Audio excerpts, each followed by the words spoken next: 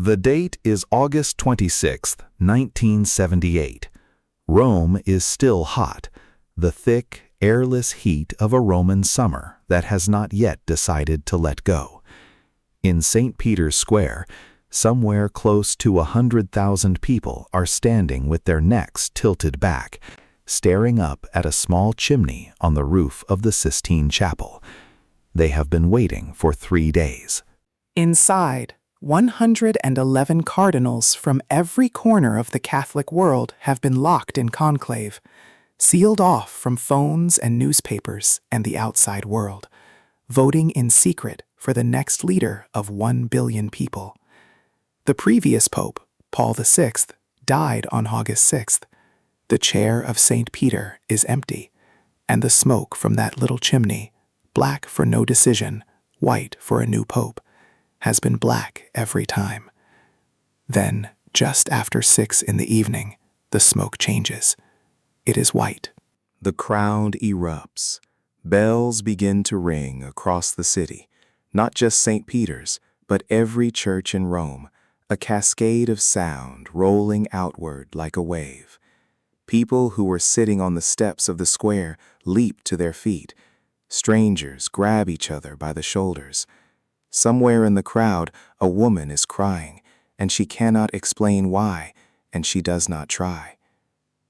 Cardinal Pericles Felici steps on to the central balcony of St. Peter's Basilica. The crowd hushes.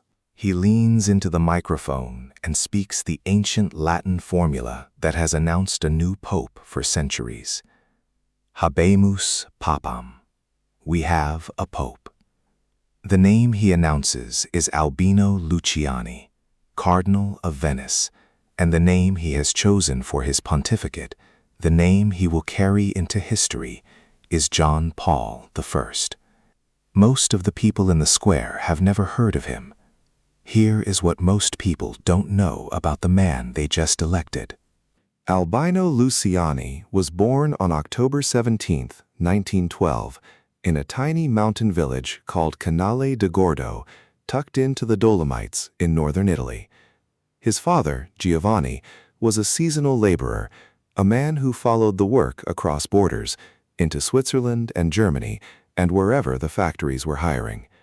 His mother, Bortola, raised the children in a house with stone floors and a single fireplace. They were not poor in the way that destroys dignity. They had faith and family and the rhythms of a mountain parish, but they were not comfortable either. Albino grew up knowing what it was to do without. He was a quiet boy who loved books. He entered the seminary at 11 years old, not because someone pushed him, but because something inside him pulled. He was ordained a priest in 1935 at 22 years old, and sent back to his diocese as a parish curate and then a teacher. He taught catechism and theology and church history in the same mountains where he had grown up, and the people who knew him then said the same things they would say about him for the rest of his life, that he had a gift for making hard things simple, and that he laughed easily, and that he never seemed to be performing for anyone. He became Bishop of Vittorio Veneto in 1958, Patriarch of Venice in 1969, Cardinal in 1973. At each stage, the same reports followed him. Accessible, humble, rides the bus, carries his own luggage, visits the poor without photographers, writes pastoral letters that ordinary people actually read. He once sold the gold and jewels of the diocese, gifts accumulated over centuries, and donated the proceeds to a church program for people with disabilities. The Vatican was not amused. Luciani did not seem to notice their displeasure, or perhaps he noticed and did not particularly care. He had a column in a Catholic newspaper where he wrote imaginary letters to famous people throughout history: Pinocchio, Charles Dickens, Chesterton, Maria Theresa. People loved it. It was warm and strange and unlike anything a bishop had written before. When the column was published as a book, he called it Illustrissimi, Letters to Illustrious Persons, and it became a modest bestseller. For a cardinal to write a best-selling book was unusual. For the book to be charming was almost unheard of. When he appeared on the balcony of St. Peter's on the evening of August 26, 1978, and gave his first blessing to the crowd below, he did something that no new pope had done in living memory. He smiled. Not a formal smile, not the careful, composed expression of a man aware of his own significance. A real smile, wide, unguarded, slightly surprised-looking, as if he could not quite believe where he was standing, and found the whole situation a little wonderful. The crowd loved him instantly. The newspapers the next morning reached for the same word, independently, in a dozen languages. Il Papa del Sorriso, the smiling pope, the pope who smiles. He was 65 years old, in apparently good health, and the whole Catholic world exhaled. And there is something you need to hold on to as we go forward, something small and important. In the days before the conclave, Luciani had been given a private briefing on the state of the Vatican's finances. What he read in that briefing disturbed him deeply. He said very little about it publicly, but privately, to the people closest to him, he said that there were things that needed to change, things that could not wait. He did not say what things, not yet. There is one detail about the morning of September 29th that the Vatican has never been able to fully explain. We will come back to it. 33 days. That is how long the pontificate of John Paul I lasted.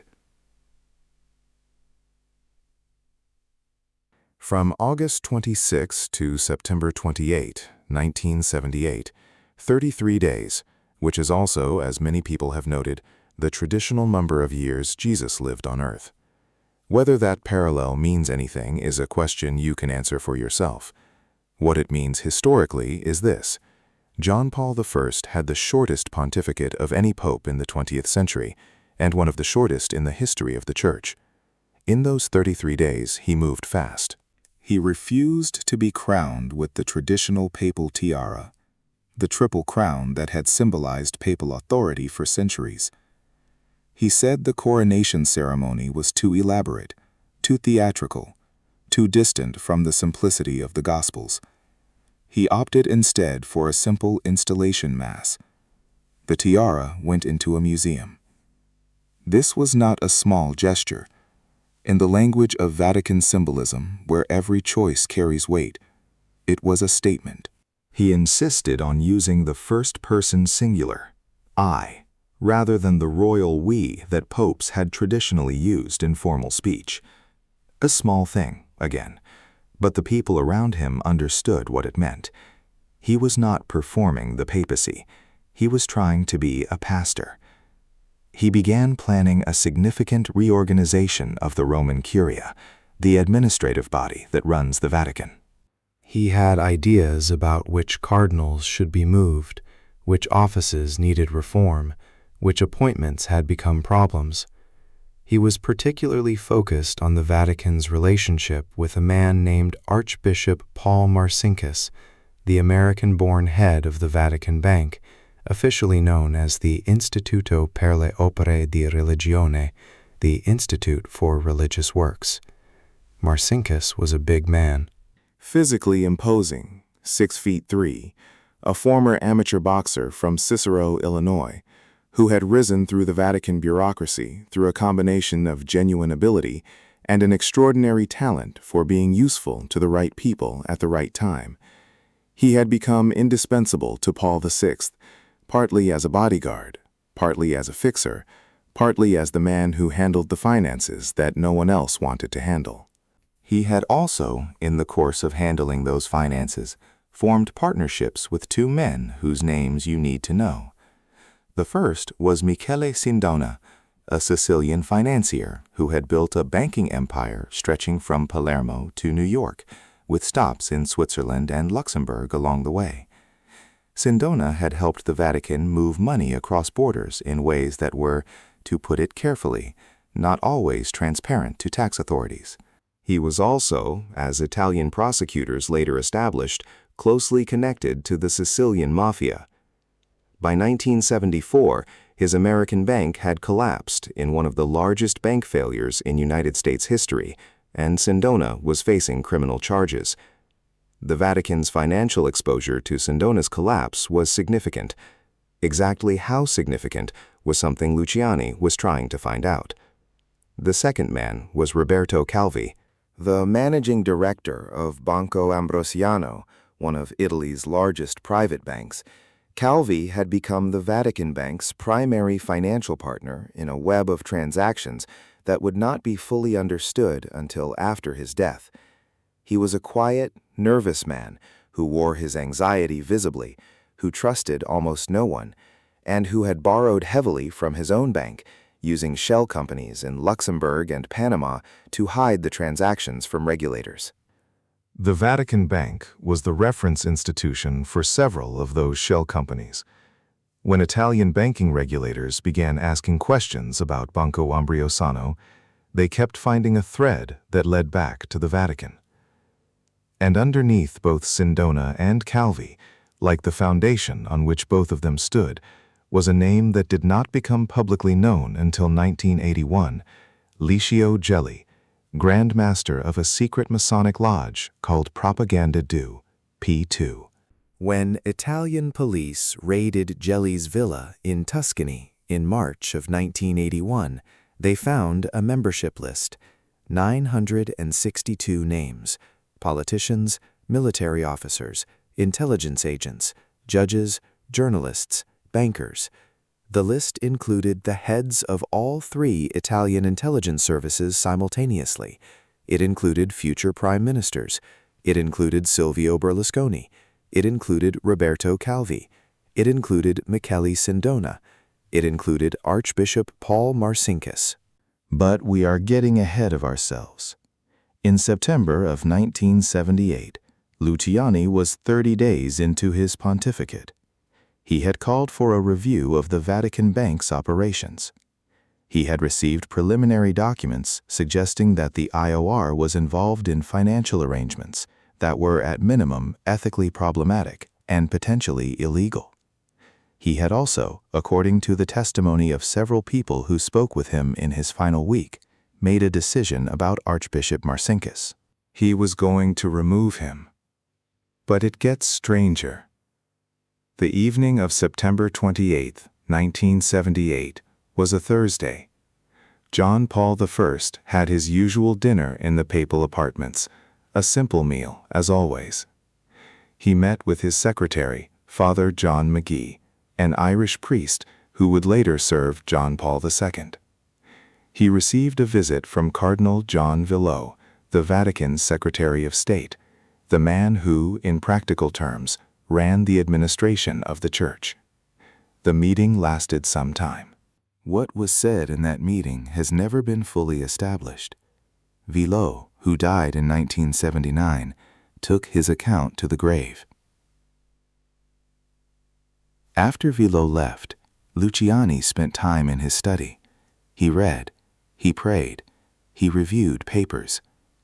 One of the nuns who served in the papal household, Sister Vincenza Taffin, who had worked for Luciani since his days as Bishop of Vittorio Veneto, and who knew him as well as anyone in the world, said later that he seemed tired that evening, but not unwell, not frightened, not in pain. He told her good night at approximately 9:30. She left him at his desk. He was reading something. He had papers in his hand.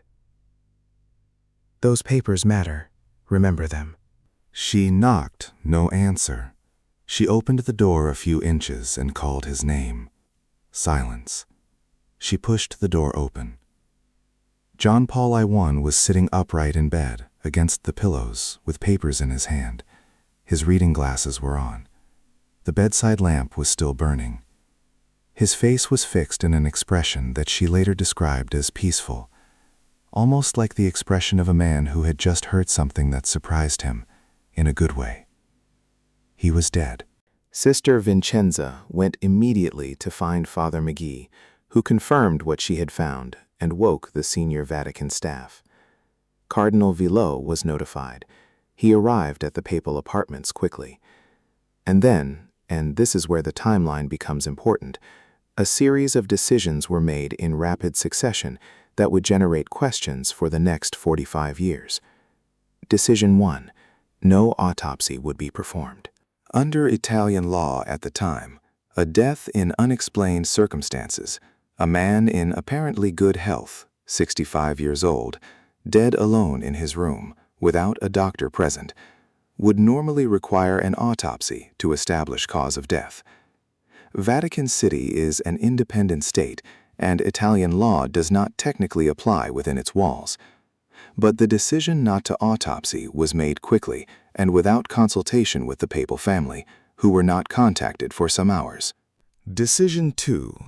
The body would be embalmed immediately. The embalming was ordered within hours of the death being confirmed. Embalming, of course, destroys most of the forensic evidence that an autopsy would need to examine: the state of the stomach contents, the condition of the heart tissue, the presence or absence of any substances in the bloodstream. Once the body was embalmed, a conventional autopsy became essentially impossible. Decision 3. No death certificate would be issued in the standard form. This was technically permissible because the Vatican, as a sovereign state, was not required to issue a certificate in the form Italian law specified. But it meant that the official cause of death, listed as acute myocardial infarction, a heart attack, was established not by a physician who had examined the body after death, but by the Vatican's chief physician, Dr. Renato Bozzanetti, who had not been present when the Pope died, and who based his conclusion on the appearance of the body and the absence of evidence of anything else. The official position of the Vatican, to this day, is that John Paul I died of a heart attack in his sleep. And this is where it gets remarkable. The papers. Cardinal Villot, according to multiple witnesses who were present in the papal apartments that morning, removed the papers from the Pope's hands before the body was moved. He also removed, according to these same witnesses, a bottle of Effertil, a medication used to treat low blood pressure, which Luciani had been prescribed.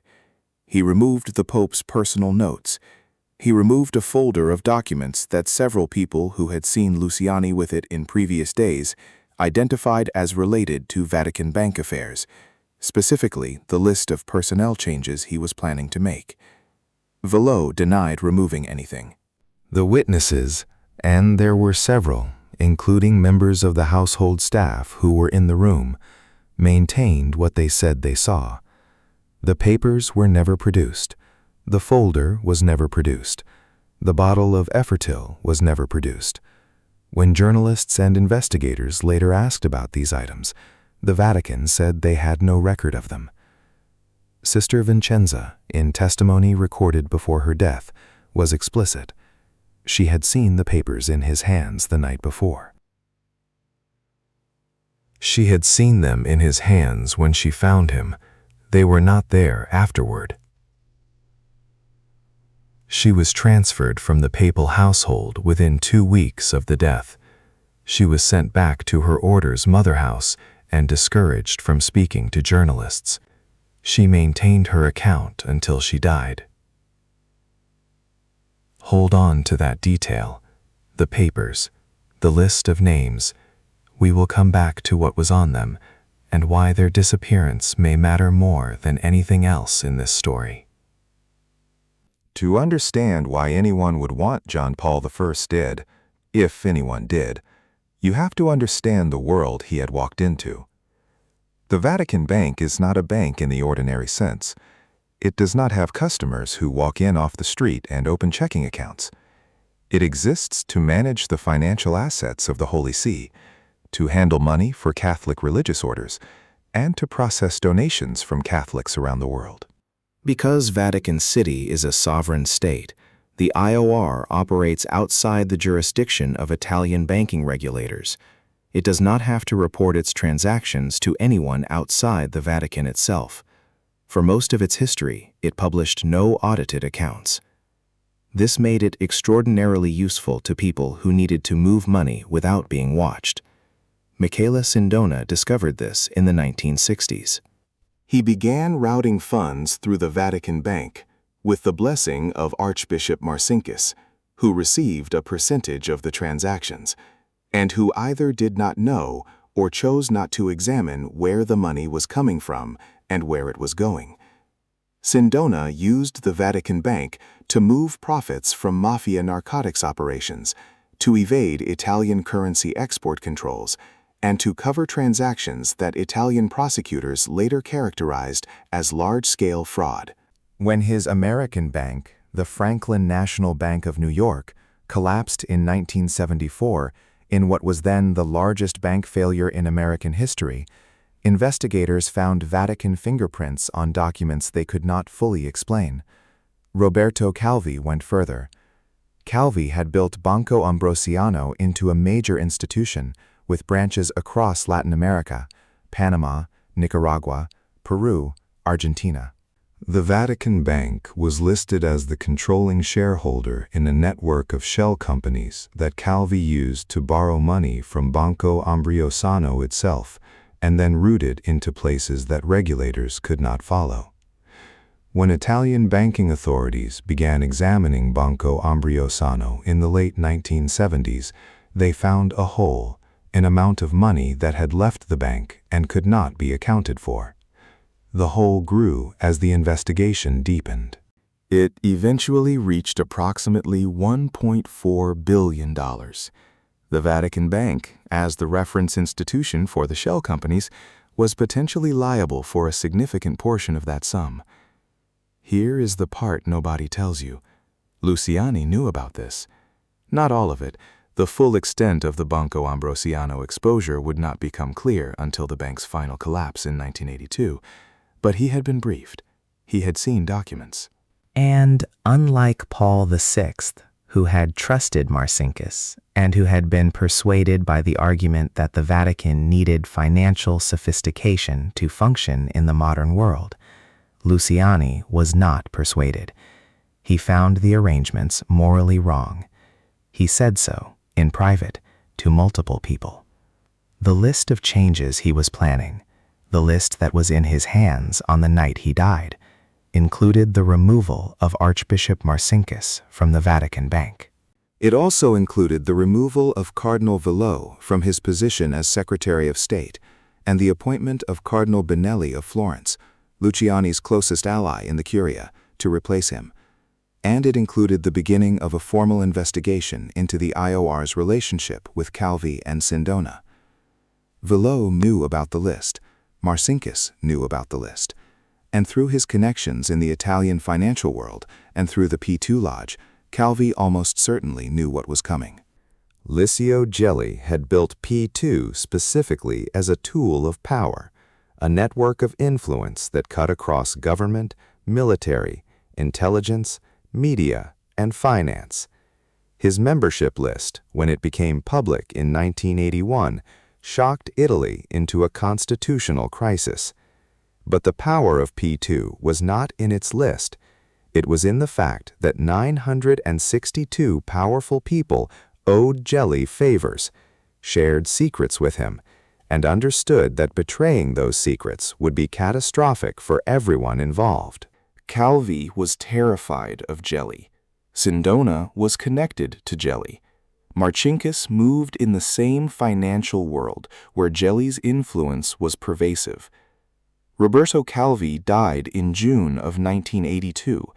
He was found hanging from scaffolding under Blackfriars Bridge in London, his pockets filled with rocks and cash. Italian authorities initially ruled it a suicide. A second inquest in Britain returned an open verdict. Italian prosecutors eventually charged 4 people, including a mafia figure and a member of P2, with his murder. The case collapsed for lack of evidence. The murder of Roberto Calvi remains officially unsolved. Michele Sindona died in March of 1986 in an Italian prison where he was serving a life sentence for ordering the murder of a lawyer who was investigating his finances. He drank a cup of coffee laced with cyanide.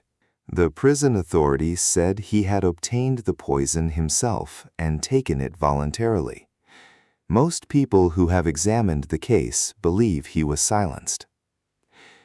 Two men who knew where the money went and who could connect it to the Vatican, both dead, both in circumstances that raised more questions than they answered. Pay attention to this.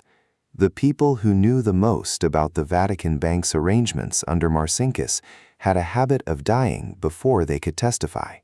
This is a fact. What you conclude from it is your business. In 1984, a British investigative journalist named David Yallop published a book called In God's Name. It was an international sensation. Translated into dozens of languages, it sold millions of copies and put a simple, direct argument before the world. John Paul I was murdered. He was murdered because he was about to dismantle the Vatican Bank's criminal partnerships, remove the men who benefited from those partnerships, and expose a level of corruption that would have damaged the Church beyond recovery. And the people who killed him, Yallop named 6 suspects, were men with power, motive, and access. His 6 suspects were Cardinal Villot, Archbishop Marcinkus, Roberto Calvi, Michele Sindona, Licio Gelli, and a 6th figure connected to the P2 network. Yallop's argument rested on several pillars: the refusal to autopsy, the rapid embalming, the missing papers, the financial motive, the behavior of the key figures in the hours and days after the death. He was a careful journalist, not a theorist working from imagination. His evidence was circumstantial, but there was a great deal of it, and he had clearly spoken to sources inside the Vatican who were willing to talk. The book forced a response. 5 years later, in 1989, a British journalist named John Cornwell published A Thief in the Night. Cornwell had been given extraordinary access by the Vatican, access to personnel, to documents, to people who had refused to speak to Yallop. His brief, as he understood it, was to produce a counter-investigation that would definitively refute Yallop. He spent months interviewing everyone he could find. His conclusion was not what the Vatican expected. Cornwell concluded that John Paul I had almost certainly not been murdered. He argued that Luciani was in significantly worse health than had been publicly known, that he had concealed various conditions from the Vatican's medical staff, that he was under severe stress, and that a sudden cardiac event was medically plausible. He rejected the conspiracy theory. But his account of the behavior of Villot and the other Vatican officials in the hours after the death was scathing. He described decisions made in panic, not the calculated cover-up of a murder, he argued, but the terrified improvisation of men who had failed in their duty of care and were desperately trying to avoid scandal. The rapid embalming, the missing documents, the refusal to autopsy, Cornwell attributed these not to guilt over a crime, but to the Vatican's institutional reflex to control information, combined with a profound failure of basic responsibility. That verdict, not murder, but institutional negligence and a cover-up of incompetence, became the dominant view among most scholars and church historians. Stay with me, because here is what even Cornwell could not fully explain: the papers in his hands. We know that Luciani was holding documents when he died. We know, from multiple witnesses, that those documents were removed from the room. We know that the Vatican has never produced them or acknowledged their existence. Cornwell's Vatican sources told him the documents were probably personal correspondence or devotional reading, nothing significant. But several people who saw Luciani working in the days before his death, people who were in and out of his study, who brought him files, who watched him work, said the folder he was reviewing contained what one source described to Yallop as a list of names and appointments, the list of the Curia reorganization. The list that would have ended Marcinkus moved Villot and begun the Vatican Bank investigation. If that list disappeared, if it was removed before anyone could photograph it or copy it, then the reorganization died with him. The appointments were never made. Marcinkus kept his job. Villot remained Secretary of State. The investigation of the Vatican Bank did not happen. And in 1982, when Banco Ambrosiano finally collapsed under the weight of its own frauds, the Vatican negotiated a settlement with the Italian government. It paid $244 million, described not as an admission of guilt, but as a voluntary contribution to the creditors of the collapsed bank. It admitted nothing. Marcinkus continued to run the Vatican Bank until 1989.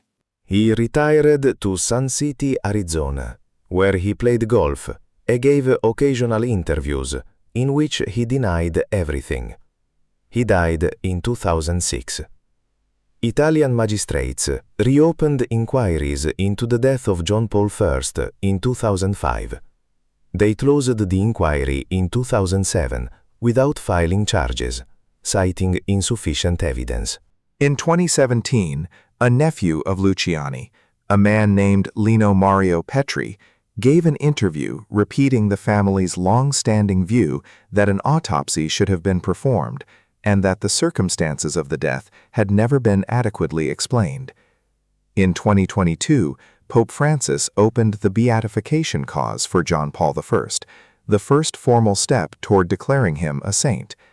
The Vatican's dicastery for the causes of saints examined his life and found heroic virtue. The question of how he died was not officially part of the investigation. Now watch what happens next. Because even as the beatification cause proceeded, there were voices inside the church calling for what had never been done, a formal acknowledgement that the handling of the death in 1978 was wrong.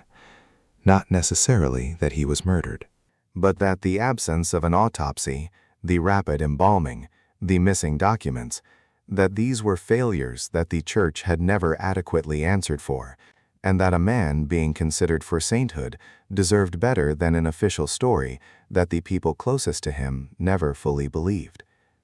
So, you have heard the case, you have heard the evidence, and now you have to sit with the question that has been sitting at the center of this story since September 29, 1978. Was he murdered?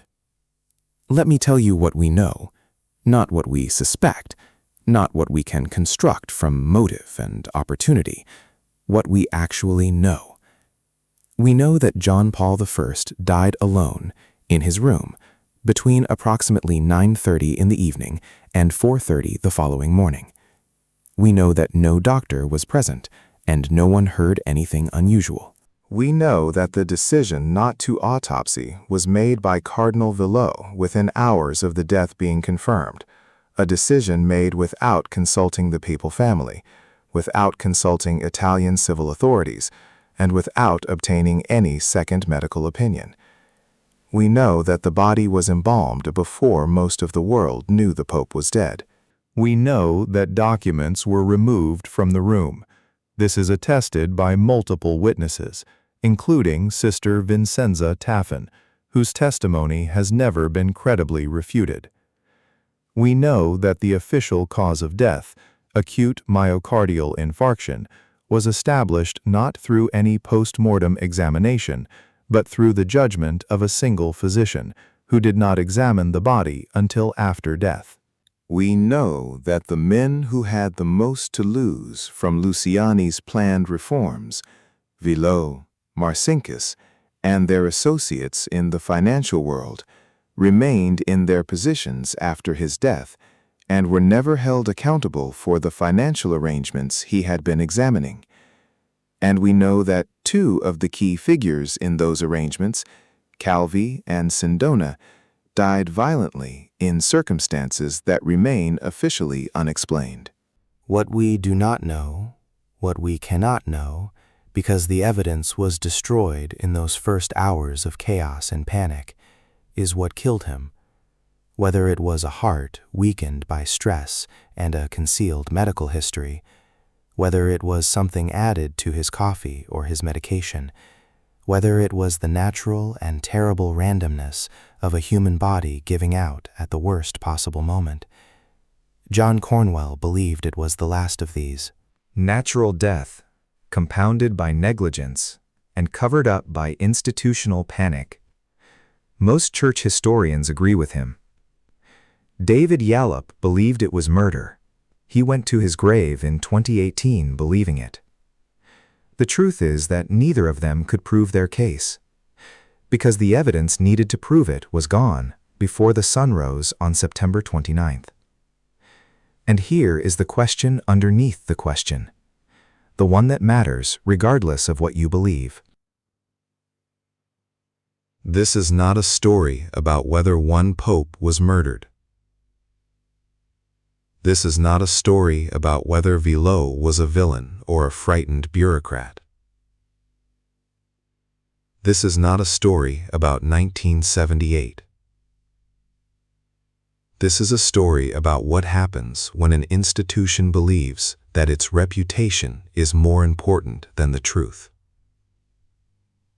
What happens when the reflex to control information overrides the duty to account for what has happened? What happens when the people entrusted with the most sacred office in the Christian world respond to a crisis not with transparency, but with silence?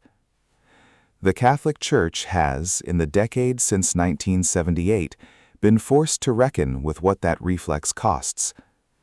The abuse scandals that emerged in the 1990s and 2000s were not caused by the same people who handled Luciani's death. But they were caused by the same instinct, the instinct to protect the institution from scandal by burying the evidence of its failures. The cost of that instinct, paid in the suffering of thousands of victims and the faith of millions of ordinary Catholics, has been incalculable.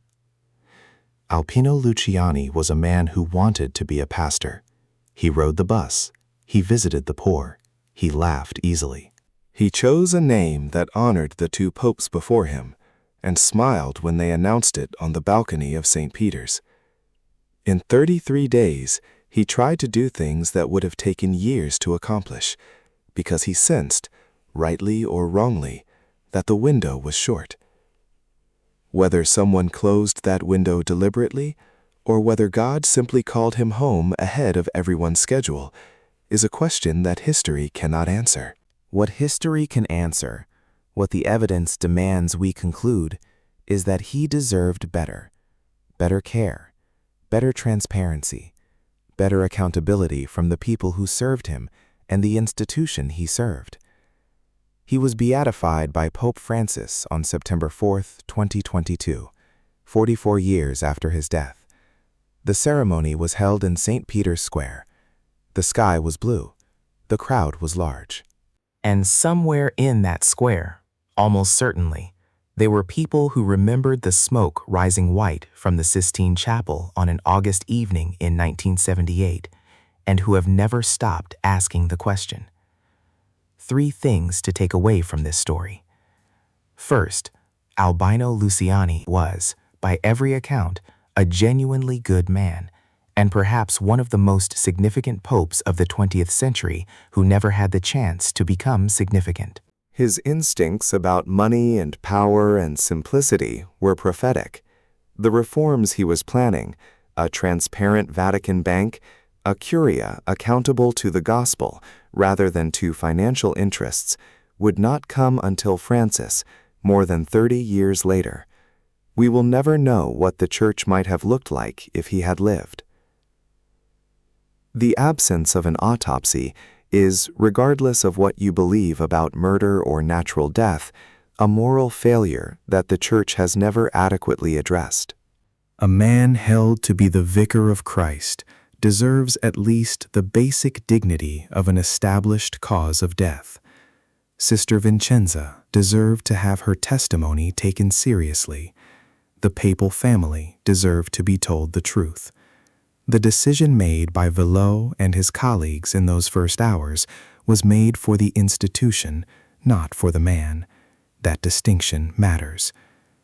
Third, and this is the one worth carrying, the question John Paul I was asking in those 33 days was a gospel question. Where is the money going? Whose interests are being served? Does the way this institution operates reflect what it claims to believe? Those questions did not die with him. They echo through every institutional scandal since, through Banco Ambrosiano and the IOR reforms and the abuse crisis and the current debates about Vatican financial transparency. The Church has been trying to answer those questions, imperfectly and belatedly, ever since. And every Catholic, every person who has ever cared about what the Church is supposed to be, has a stake in whether those answers come.